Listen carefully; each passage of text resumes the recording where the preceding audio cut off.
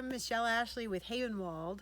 Havenwald is a bed and breakfast in Dripping Springs, Texas.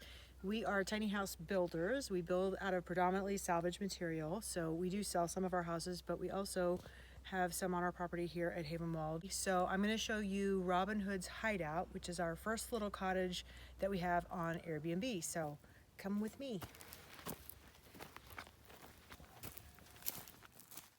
So the shiplap on the outside came from a municipal building in Nebraska that was built in 1940, and the shingles are cedar on the roof.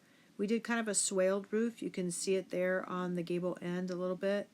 And then we stained the cedar shingles with a non-toxic stain that we made. And originally Robin Hood's Hideout was supposed to be a Bavarian style. We were going to do the kind of cream colored background with the dark brown half timbering. And then when we got the shiplap on here, I just looked at it and I said, it's just too beautiful. I love all the little marks, the little peccadillos in the wood that are really the hallmark of its previous life. And I just didn't want to paint over it. So we kind of switched gears and decided to make this a storybook style. So that's where we kind of took a cue from the Hugh Comstock houses on Carmel Island. So that's what we did with the trim here. And the trim is just more of the shiplap. These are Eastlake period Victorian hinges, not the screws. I need to replace those screws, but sometimes these hinges that we get are really caked with paint, or they can be rusted. They might be stuck shut or stuck open. I just throw them in the crock pot with a little bit of soap, like dishwashing liquid, and a little bit of white vinegar, and just cook them for a day on high.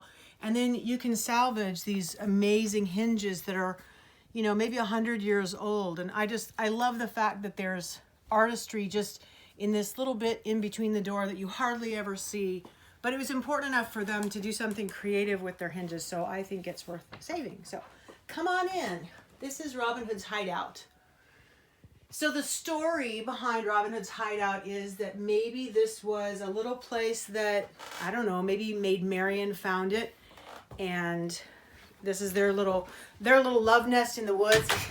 So we kind of tried to do a little bit of a sort of a loose medieval theme. It's not really technically correct, but so it's 16 feet long and 11 feet wide.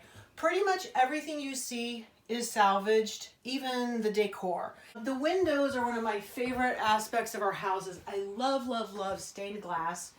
And you can see the dormer windows, and when we go upstairs, I'll show you the other one, it's a match. The gable windows are from England, and I had the pair of those. And when you design and build with salvage, I feel like it's a really creative and really organic process. It's not like traditional building where you decide where you want the windows and you decide what size you want, and then you just order them and they make them exactly what you want. These windows have been around for, you know, I mean, that window is probably nearly 100 years old. The gable ones probably are too. So the materials themselves are going to tell you where they want to live. It's a co-op. It's a you know, you kind of let them have a voice in the design process, and you kind of have to gather things up and kind of go, well, where do you want to live? So I had these two windows, like I said, that came from England. This one probably came from up north. And then I noticed that these two windows had really similar patterns and colors. So that's kind of how the process begins. I usually start with the doors and windows because those are already set, and then we kind of do the framing around that. So then I took my color palette that I had with the stained glass windows, and I just took them to the glass shop and got some colored glass to put in them. So we'll turn around and go to the kitchen here. These windows, I love diamond windows. They're like, to me, the quintessential storybook windows. And then these are the mugs for Robin Hood and his merry men. So we've got Robin Hood, Maid Marian, Little John, Will Scarlet, and then Friar Tuck. He was the alky of the group, so I just gave him a jug right away. So the kitchen is all handmade. We use a lot of cedar in our houses because in Texas, cedar is pretty much a weed. It's a non-native invasive species, and they'll actually pay you to grub it out of your property. What else? Oh, light fixtures. I love these light fixtures. So let me take this off. You can see it better. So This is an old antique light fixture. It's kind of more Victorian, so like I said, we took a little creative license with the medieval thing, but I had these. And the thing about antique light fixtures is they're oftentimes not 4 inches wide. In new framing, that round blue box that you put in the wall to put all the wires in is 4 inches. So what we did is, since when we put these on, we could see a little bit of the blue on the edges. So I just got these, I think, at Michael's and painted them and scuffed them up. And then I liked it so much, I decided I was going to do that for my other houses, even if the light fixture fit, because it just gives it a little bit more presence and a little bit more oomph. The lampshades that I got at Goodwill. So, oh, the countertop. Let's look at that. This is walnut, and we found this. Well, something on there. Oh, have to get on the maid about that. Oh wait, that's me. This guy does salvaged lumber. He mills that. So this is a piece of walnut, and we did splurge a little bit on this countertop because it just is so beautiful. I mean, why wouldn't you want to look at that every day, right? The graining in here is so amazing. I never really used to like really rustic stuff, but when I started to really look at the wood and look at good wood that I hadn't been exposed to for most of my life, I really kind of fell in love with it, and I started to appreciate it. So I do a lot of the kind of sanding on the paint, because then it allows you to see the grain as well. Like this old beadboard, these came from all different houses.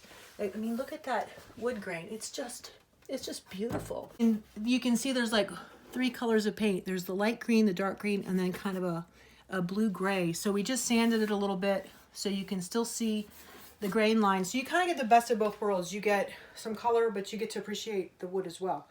The floor is salvaged Douglas fir. All of our wood finishes, we put tung oil, pure tung oil, not the stuff you get at the big box store, but I get it from realmilkpaint.com. So half tung oil, half citrus solvent. So that's that. Oh, let's look at the ceiling really quick. The ceiling is cedar. They're called cedar first cuts. So these are the very first cuts that they take off of the tree, and they're really not useful for much.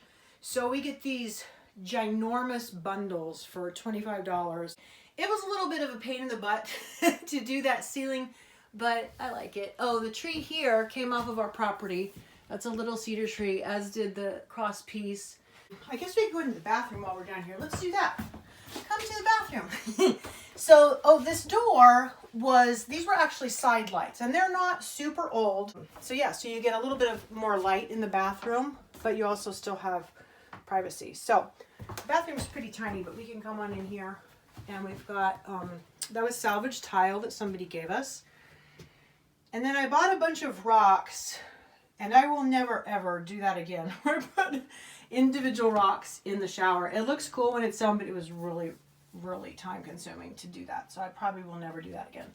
And then this little light fixture, this matches the chandelier. I'll show you that. This English stained glass came all the way from England, all the way across the ocean, no problems. And then I cracked it when I was reglazing it. So I was kind of like, ah!